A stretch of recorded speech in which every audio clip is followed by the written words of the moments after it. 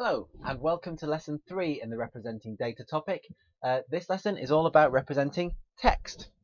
As usual, there's a starter and we'll see how much you've remembered from last lesson. Can you take these two binary numbers and convert them into denary? Pause the video, have a go at this and unpause it when you're ready to see how it was done.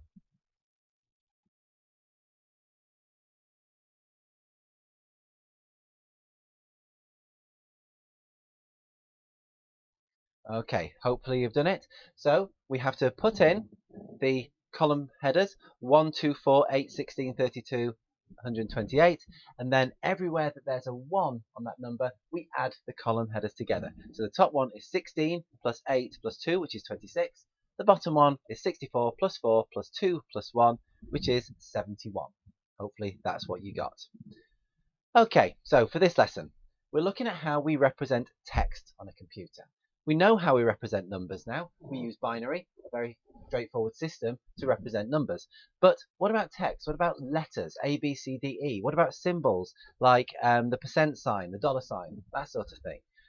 Well, they actually use a really simple system. It's about as simple a thing as you can come up with. We just use a lookup table. This is an example, it's not the one we use, it's an example of a lookup table, which is where A is 1, B is 2, C is 3. So if we wanted to store the word bad, we'd store it as 2, then 1, then 4, because those are the numbers that are equivalent to those letters. Convert that to binary, and then we've got a string of binary we can use to represent the word bad. So 0, 0, 0, 0, 1, 1, etc. And that's how it's done. The thing is, we don't use a simple one of saying A is 1, B is 2. There's actually a system in place that's been there for a long time. This is called the ASCII system, American Standards for Computer Information Interchange. The ASCII table was originally set up back in 1963 and had various revisions over the year, eventually settling on the form we use now in 1986. And as the name suggests, it was designed for the American market, so it actually has a few limitations as far as other nations are concerned, but we'll look at those later on. The ASCII table looks like this. It's a 7-bit code. That means each letter makes use of 7 bits, which means it can go from 0, which is all the zeros, to 127, which is all the ones.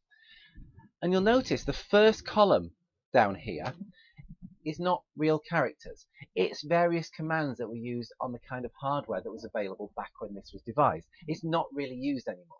So modern ASCII actually only uses numbers 32, which is space, down to 127, which is delete. So something in here, if we wanted to represent hello, capital H, lowercase e, lowercase l, lowercase o, we'd look up each of those numbers. So H is 72, E is 101, L is 108, then 108 again, and then O is 111. So those are the numbers that we would use for hello. Of course, they'd need to be then converted to binary to be stored on a computer. And that's it. That's how we store text. We look up the number of each letter and we store it as binary on a computer. So can you make some notes on that? First of all, in your books, can you make a note that text is represented by assigning a number to each character? The number is looked up in a table and then converted to binary. A common lookup table is called the ASCII table. So make those notes, come back when you're done.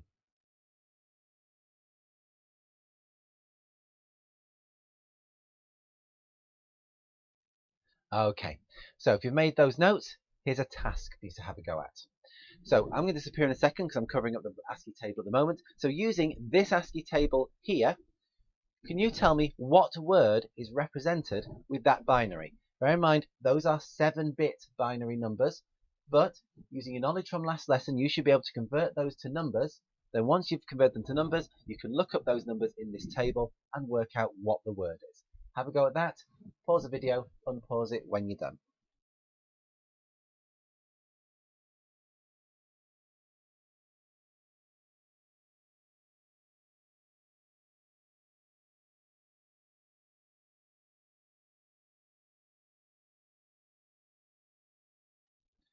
Right, so let's see what word you got. It should have been pig, capital P, so that's 101,0,0,0,0 is 80. I'm not going through how to do that conversion. The whole of last week's lesson was about that, so you can look that up again if you've forgotten. And then we look up 80 in the table, and here it is. It's P. The next number, 1101,001, is 105, which is I, and 1100,111, which is 103, is G. And that's how we get the word from it. There are some problems with this ASCII table, though. It was designed in 1963. It was finalized in 1986. Modern computers have a lot more going on than they did back then, so it wasn't really fully fit for what the world is today. So if we look at this ASCII table, I'll just nip back to it here so you can look at the table here. Can we see any problems for British users? Are there any symbols that don't appear on this table that we use regularly? What about French users? What about other nationalities? Well, you might have noticed that, for example, the pound sign is missing. If you're French, you use the accented E a lot. If you're German, you use that funny B thing that I can't remember what it's called. Those are all symbols that aren't used in America. And since this was designed with the American market in mind, it's the American standards for computer information interchange after all, they were never included. So this is a problem. To get round this, we made use of an 8-bit. 127 characters, which are available from the 7 bits, isn't enough for the world's languages. In fact, for things like Greek, Russian, which don't even use the same alphabet, it's nothing like enough. So extended ASCII was devised, which has an 8-bit to it. This 8-bit allows a further 127 characters, taking it from 0 to 255. The first 127, 0 to 227, stay the same across the world. That's the table we looked at. But the next ones, from 128 up to 255, are different for each nation. That way, the UK ASCII table can make use of the pound sign. The European ones can make use of accented E's and that funny German B thing. All of those can be added in the extended ASCII table. So if you make some notes on that as well, if you add this to the bottom of the notes you've done previously, so ASCII uses 7 bits for each character, meaning there are 128 different characters. But extended ASCII uses 8 bits for each character, meaning there are 256 different characters available. Extended ASCII is used by different countries for their specific characters, such as the pound sign and accented E. Just add that to your notes and come back when you're done.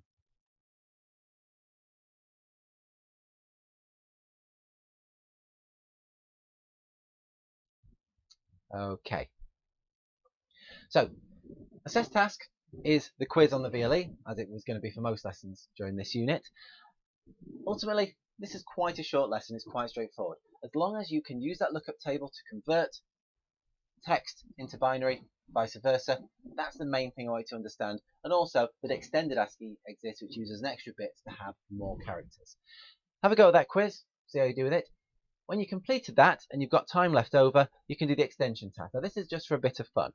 Using the ASCII table, write a message for someone else in your class. You can write your message using numbers, or for an extra challenge, convert it all the way to binary. Send it to them and see if they can decode it. Hopefully they'll be able to send you one as well. Okay, that's it for this lesson. I'll see you for next week's lesson.